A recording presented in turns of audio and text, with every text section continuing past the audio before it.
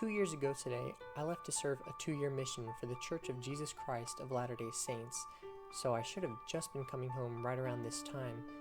I'm a part of a not-so-popular group of early return missionaries who didn't finish their mission, but that didn't stop me from experiencing the best 2 years. I had to go home just after 7 weeks in my mission, because after a long time coming confession, I was not considered worthy to be there. But I was given the goal to become worthy and return in a year. Determined as I was, going home early was scary and embarrassing. You don't go home unless something was wrong, and then everybody hears about it, and I had just said goodbye to all my friends and family. There were multiple farewells. My parents and my older brothers knew what was going on, but what could I say to everyone else? So I couldn't bring myself to talk to any of my friends. Everything else in my life was out the window as I prepared for my return. I moved to Utah to live with 2 of my older brothers as they attended BYU, but for the next 4 months through April, I wasn't feeling too worthy and it was a hard time. I still had hope, but I didn't see how things would work out. But everything changed in May when I entered the sales industry with my brothers. I was introduced to a whole new world, filled with positivity and terms I'd never heard or used before, like positive vibrations. I was making so much personal progress. I was confident I could be an amazing missionary with all this extra training I was receiving. Psycho-Cybernetics by Dr. Maxwell Maltz taught me and inspired me to take control of my mind and body and realize where the true power lies, and how to direct my habits for success. I recommend it to everyone, especially those of you who are asked to read The Miracle of Forgiveness.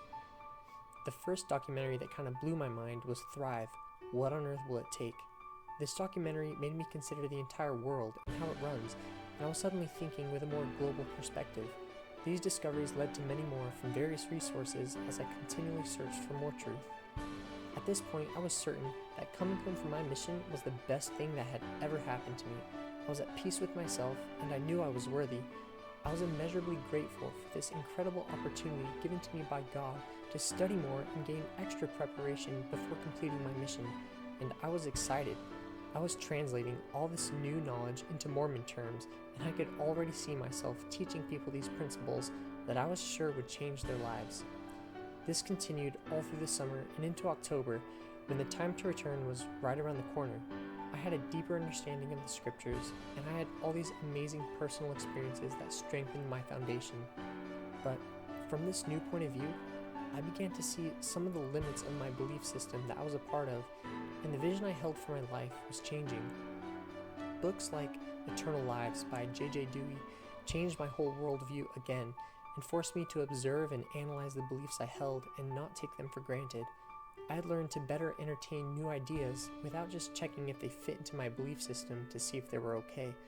Whether everything I was reading or watching was true is not the point. They got me thinking and asking questions I didn't know could be asked. When I began to see where this path might lead, I promised myself I'd continue searching for truth no matter where it led me. All my life, I could never imagine life without the church. But that fear had slowly turned into confidence as I realized I was already at the boundaries of ideas that could be accepted in the church, and that there was still so much more to learn. And the more I learned, the more I realized just how little I knew. It was at this time I noticed the still small voice in the back of my head. I had gotten very used to following it by now, the first major time being the decision to confess my weaknesses and come home from my mission. Now the second most scary decision of my life was about to be made. As I acknowledged my strengths and realized I could not return to my mission, the plan had changed as I had changed. I was to go completely against the current in my family and many friends and follow the path that was being laid out for me and just have faith that everything was going to be alright. I'll skip all the drama that ensued. Suffice it to say that this was not a normal time in the Johnson household. The perfect Mormon boy model in my head was not enough for me as I saw its limits. I was now open to truth from all directions, and although Mormonism and religion played a huge part in my foundation, I realized it needed to be just that, a tool that helped me along in my life in quest for truth, but not a place to get comfortable in. Some would say the devil got me right before I was about to go back and make a change. Some would say I'm being selfish after all that training and knowledge I was given to not go back out and use it in the mission field, that I should have doubted my doubts before doubting my faith, as the prophets say. though doubt never really played a part in my process. I was simply eager to learn more, and truths I had known before were becoming irrelevant as higher truths were introduced, and as my understanding and willingness to learn grew. I did not toss my religion to the side or turn my back to everything that had made me the person I am today. I simply took all the good and truth I had gathered thus far and continued onward, but with no limits. Another year has passed since I decided against the mission, and the path hasn't been as easy and as clear as I'd hoped, but it has been every bit as amazing.